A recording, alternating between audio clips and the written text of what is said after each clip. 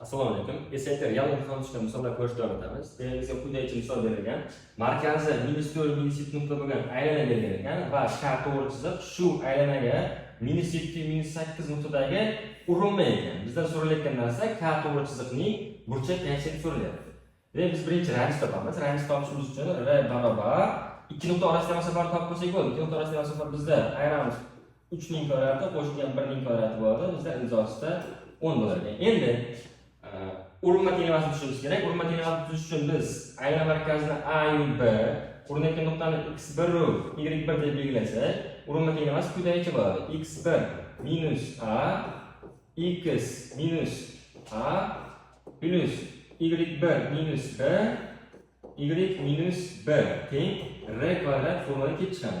Biz sonlarni o'rniga qo'yib hisoblaydigan bo'lsak, bizdan avval minus 3 x plus 4 plus yo'q esa minus 1 y plus 7 teng 10 hosil bo'ladi. Biz ko'rib turibmizki, burchak koeffitsient deganda x ta oldidagi koeffitsient tushunamiz.